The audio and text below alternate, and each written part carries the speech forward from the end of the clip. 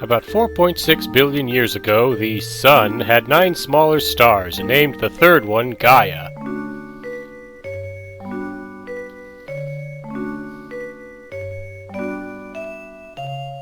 My dear Gaia, please listen to me. From this time forward, every 1 billion years you will have children called life. One of them will be able to help you to build a new era.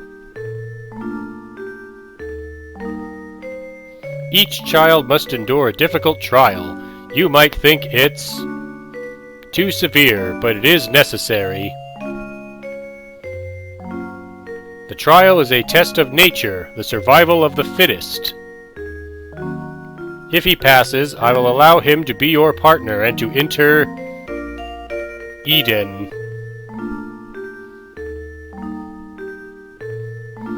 Hello everyone, we're back with another playthrough. We're going to play a game I got as a Christmas present as a child, and I didn't know what to make of the game when I first saw it, but when I played it, I found it was one of my favorite games on the Super Nintendo, and since I have the ROM for it for this emulator, as well as my old copy of the game, we're going to play through it.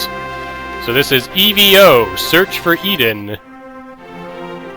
You might notice right away the music. This is all music from a game that was also made by Enix back on the PC engine before this one. It was called, and I know I'm probably mispronouncing this, 46 Okunen Monogatari, the Shinka Ron, which translates roughly to the 4.6 billion year journey, the theory of evolution. So yeah, we're going to play through this game, which has remixed music from that game. So here we go.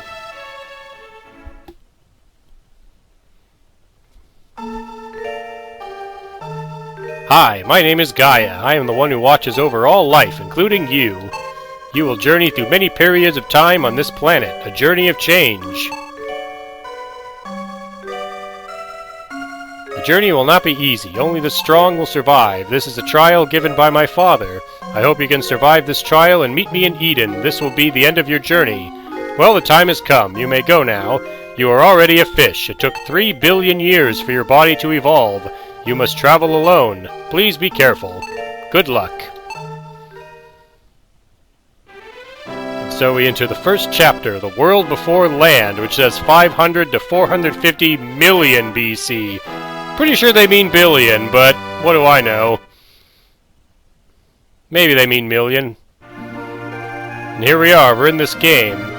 Now, the original game on the PC engine kind of played like a Dragon Quest, in that you moved on a top-down map and fights were turn-based. This is kind of like the Zelda 2 of that, where the game is a side-scroller, and you have the action is in real time. So I'm this fish on the left here, the one that's moving around. I can move left, right, up, down, I can move diagonally, and I can jump out of the water if I want, although this doesn't really do anything here. Jumping will come into play in later chapters of the game, so let's start by going over to this jellyfish that's here. What? We have another newcomer. Welcome to the world where the rule is only the fittest shall survive. Look, newcomer, you better listen to the rules of this world. There are the 3. 1, fight for survival and for food. 2, only move forward, never back. The last is evolve and become strong. I think we're going to be breaking Rule 2 a few times throughout this playthrough. Well, this is a very dangerous world, isn't it? Are you afraid of it? Not really, I've played this game before, lots of times. The weak and flabby will be easy to defeat. What about you, newcomer? And then the jellyfish will become an enemy. Most enemies in the game are these various creatures that attack, but you can fight back, of course. If I press the Y button, I can do a bite. It takes 2 bites in my current form to defeat the jellyfish, but I can also do this. If I tap forward in any direction, I can move really fast in that direction, which is obvious when my character gives the angry eyes. And while moving, if I press A, I do this attack where I just ram into the opponent. So we'll go ahead and finish off a couple more of these jellyfish, and I'll bring up this menu. First, we're going to look at capability. This shows my classification, which is basically what form you were in the current chapter. You have your max HP, and then your attack power. You'll see biting at 1, strength at 1, kick at 0, strike at 0, and horn at 0. That's because I don't have any of those abilities. Defensive power is also at 0, meaning I take full damage from any hits I take. I have 4 agility and 1 jumping ability. Agility determines how fast you are. Now we go to this menu. This is where you can evolve and change your stats, usually raising them. You can see there are different types of fins, different types of jaws. We'll get into that in a moment. First, go ahead and clear off this stage. The few jellyfish that are here don't really pose a challenge. They may attempt to sting you a couple times, but that only does 2 points of damage to you. You can also bump into them, which takes 1 point of damage away. And yeah, the music that's playing is also from the original game on the PC Engine, just remixed on the Super Nintendo. And this theme also had an orchestral remix, which the Super Nintendo remix is based on. So yeah, that first stage is pretty easy. I mean, it is the tutorial level. In fact, a few of these are this whole chapter could almost be considered the tutorial level. So we'll move on to level 2. The Cave of Guidance. More jellyfish to attack. Probably mostly bite them, since that's faster. Once I raise my strength, though, that'll actually do more damage than biting.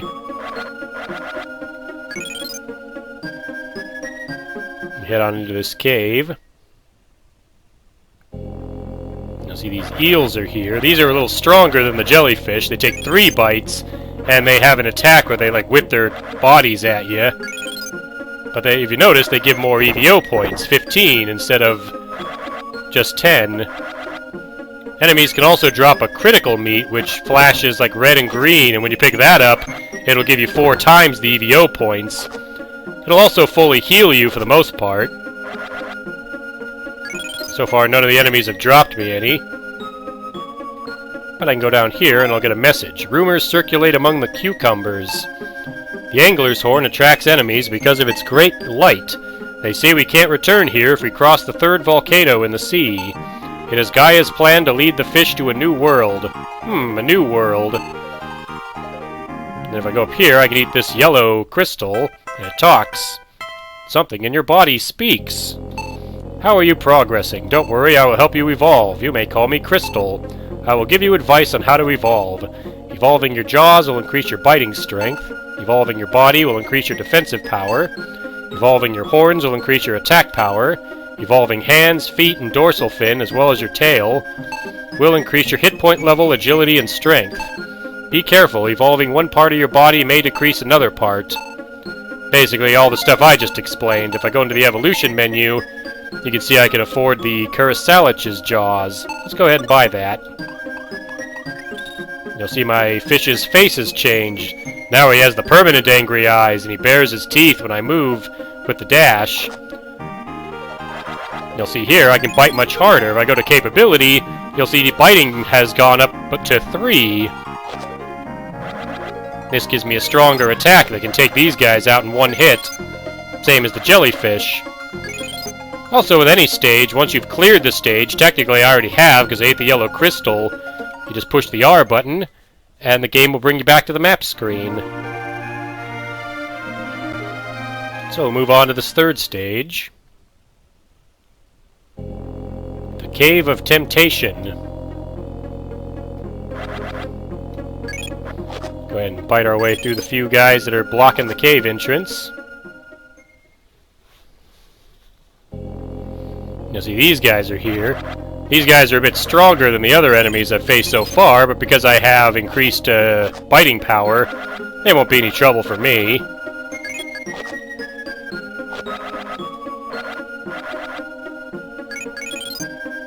And there's a red crystal here. Hi there, fish. Try eating a red crystal. You may evolve into a strange creature.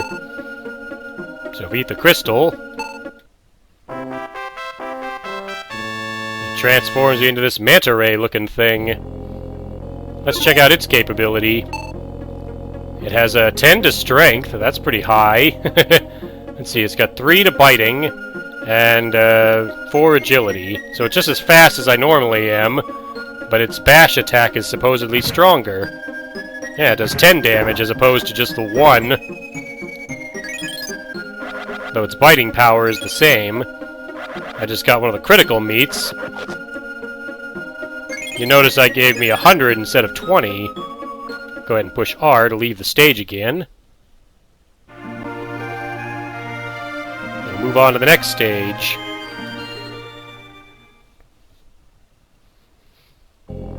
The Ocean of Terodis. Yeah, some of the creatures in this game have really unusual names. You'll see these fish run away from me when I approach, and then I can chase them. Of course, because the manta ray isn't much faster than any other character in my regular form, which I'm going back to now, it's not all that impressive.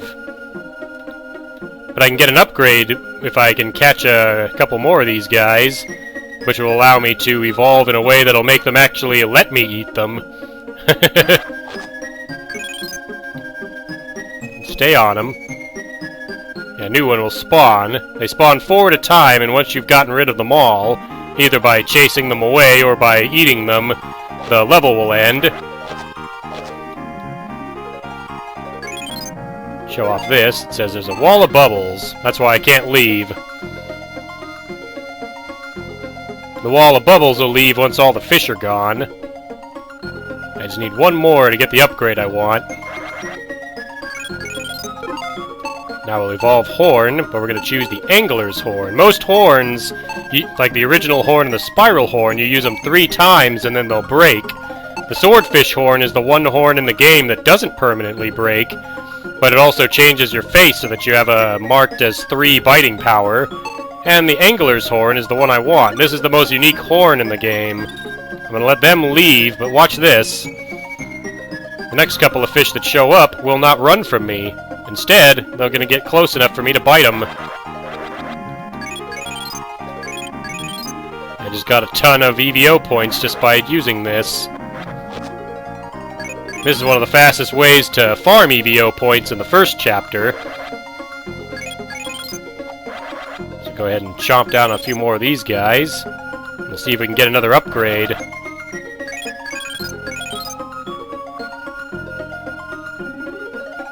That's the wall of bubbles. Where's the rest of the fish? There they are. I need all 4 of them.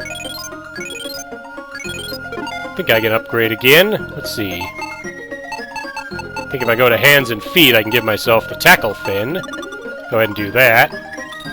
Yeah, and obviously the most expensive of the upgrades is usually the best one. There are some exceptions to that rule, and I'll go over them when I come to them. Mostly that comes in later chapters. The fish chapter is pretty straightforward.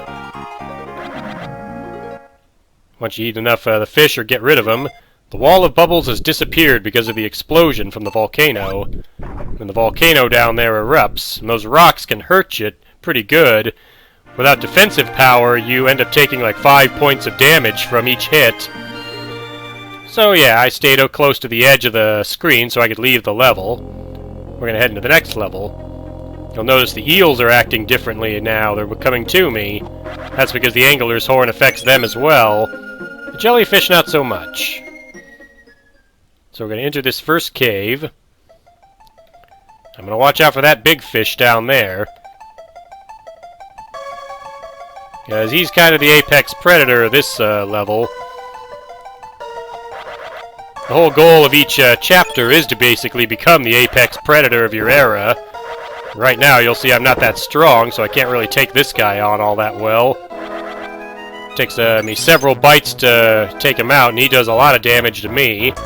But stronger enemies will yield more E.V.O points. This blue crystal will give me some free E.V.O points. Gave me 500 of them. I'm going to use that to upgrade my body to give me some defense. So we'll go to the shell body and select it. I think I'm slower in this form. Okay, my agility's at 7, so should be alright.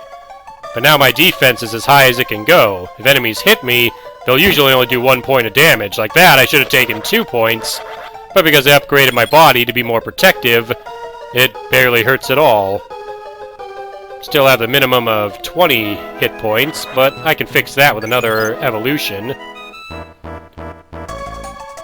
Don't really have to fight these guys, I can just go past them. I can also bash them, but that doesn't do much. Yeah, their jaws are better than mine. I believe their jaws are available to me, the Zenith's jaws. And their jaws have the best biting power. So I'll probably want those before I clear the area. And again, this music was played in underground caves in the PC Engine game, the Shinka Ron. The remix on the Super Nintendo is based on, again, the orchestral remix of that music. So you can see the rocks are hitting me, but they're not taking away 5 hit points, just 1 per hit. So the shell body is pretty protective. See if I can beat this guy by bashing him. Come on, come here. There we go. Now I can buy another upgrade. This time we'll get the Kurosalich's dorsal fin. That'll be faster.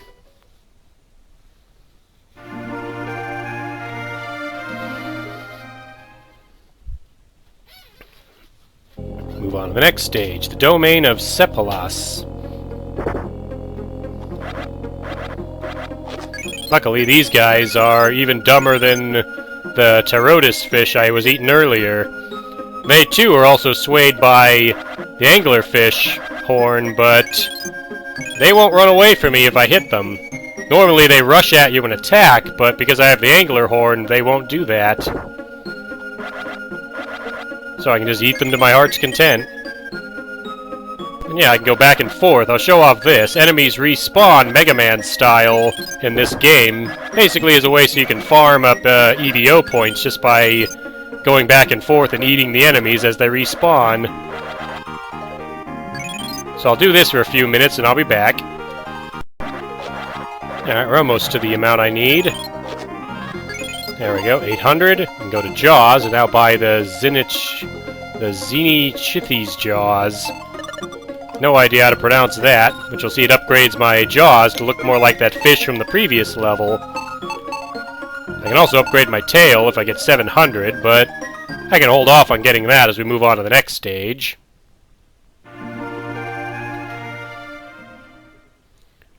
You'll notice I was in that new area on the map where I couldn't go back to the previous levels. Like the cucumbers were saying, you can't go back once you cross the 3rd volcano. So until you clear this stage, you're stuck on this stage. And this stage is where you'll end up fighting the boss of the first chapter. We'll get to hear the second and last time we get to hear this theme in the game. For whatever reason, they decided to go with a different theme once you get past the first couple of chapters. Once you get to the Age of Dinosaurs, they start giving you the main theme of Search for Eden, which, compared to the music from the Shinka Ron, isn't actually very good. It's kind of a shame. If I was in a ROM hack this game, I would have done it so that you could hear the actual music from the Shinka Ron remixes instead of the main theme. But we'll cross that road once we reach it. Just eating some more enemies for E.V.O points. Again, with these jaws, most enemies will go down in a single bite, like these weird crustaceans that spear you when you try to go over them. We get another message here. The seaweed whisper to one another. Seaweed A. Friends, the Strolites are trying to create a new world using oxygen. They are having trouble because the Kurosaliches keep interfering with them. Yeah, you'll quickly find that nothing in this game has a normal name. See, this is the domain of Kurosalich, which are these shark things. Yeah, I know, right? Why not just call them sharks? You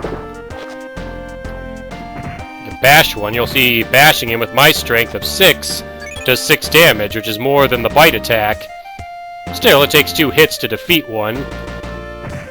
Only takes 1 hit to defeat them, though. I like that. If I knock him up out of the water, he'll fall back down to the ground. Alright, I got enough for the best tail, so let's buy the tail.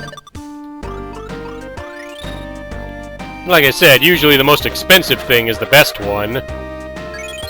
I'll go over the exceptions when I come to them.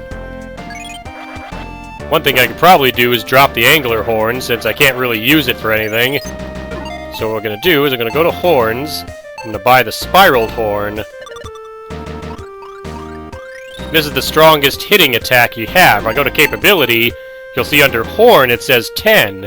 That means that horn does 10 damage when I use it. And to use the horn, I just dash into enemies and touch them with the horn. But I don't want to use it on these guys because, well, the horn only has 3 uses. Most horns do.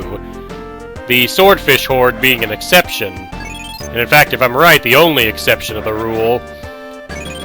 After 3 uses, your horn will break, and then it doesn't really hurt you. In fact, it'll actually restore all your health, as though you had performed an evolution, but you'll lose the horn. And these guys aren't going to be able to hurt me with the shell body. The Strolites whisper to one another. Strolite A. If we could move along the bottom of the sea without sticking, we would not have to be ruled by the Kuriselich. Speak quietly, or the leader in the cave will hear you. Alrighty. Yeah, see, I just speared him for 10, and that killed him instantly. Help myself to a few more bites on these guys. Just want a bit more E.V.O points before we head into the boss area, but first I'm going to head up here real quick and show this off. The Coast of Pange. This is where you go once you've completed the first chapter. If I go now, I can jump onto the land and evolve, but you'll see I'm losing health. That's because there's no air yet.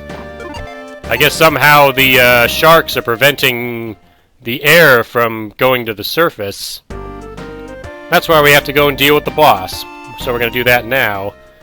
Also, that music that plays in that area is actually the music from the Age of Dinosaurs from the Shinka Ron, which is kind of funny because that music doesn't actually play in the Age of Dinosaurs, even though it should. This music track probably sounds familiar if you watched my Mushroom Kingdom Fusion playthrough. This is the music that played in the stairwell that entered into many of the areas of the game. Like the first one, the stairway leading into Subcon from Super Mario 2. This is where the boss will be. And there's the boss. And this is the Chapter 1 boss, the King Kuriselich. Huh? Who are you? Knowing this is the domain of the Kuriselich, King of the Sea, why are you here? Are you trying to help the Strolites build a new world? The sea is the only world. I will defeat anyone who helps the Strolites. You can see I speared him for 10. Now, most enemies are pretty easy to beat. The bosses are the exception. They're actually pretty tough. You can see I just broke my horn on him. You can see just bumping into him took 2 hit points off of me. His charge attack into me will actually inflict 14 damage with the shell body. And I'm failing to bite him right now. There we go, got a bite in on him. I'll show off how you're supposed to beat him. You're supposed to lure him into these spots here in the rock wall of the cave. When he crashes into them, he'll stun himself and he'll be open to attack. That time he almost hit me. Yeah, you can see his tail whip hit me for 14 damage. His actual attacks will hit you for 14. I can also bash him like this from above. This makes him even easier to beat, because you don't have to get in the way of any of his attacks. I mean, I took a hit there a couple times, but I beat him. He explodes into these 4 giant rolls of sushi, which are worth 250 each.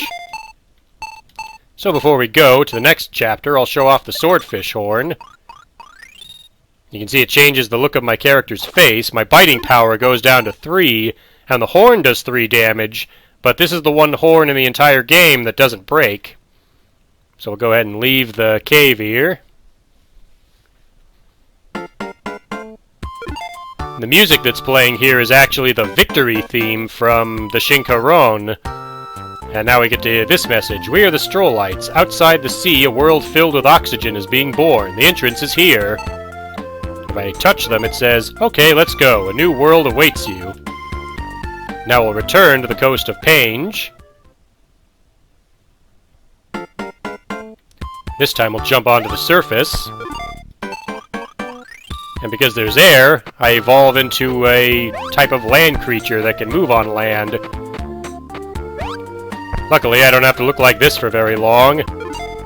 I am Gaia. The fish age lasted about 2 billion years. As it ended, it gave way to the beginning of a new world, one filled with oxygen. It is called the Land Age. The Strolites and plants have already begun living here to prepare a better place for those who choose to follow. Here is a present for surviving the fish age. It is the body of an amphibian. You have lungs so that you may breathe, and you may also move about the ground freely. A new adventure awaits your new body, so, great power, please give this creature a new body. Then my form changes to look like this lizard creature. Let us go to the era when the creatures reached land. We shall use the time trans.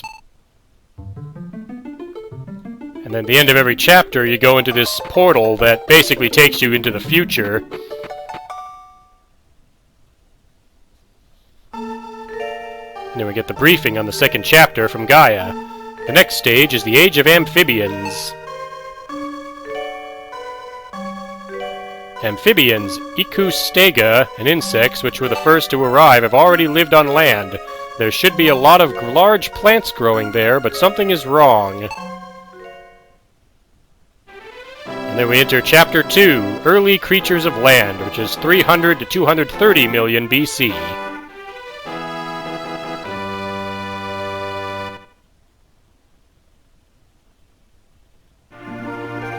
And then we're on to Chapter 2, and the next part we'll find out what's going on with the plants in the land that's been newly created by our adventures in the first chapter as a fish. So thanks again for watching, and I'll see you for the next video.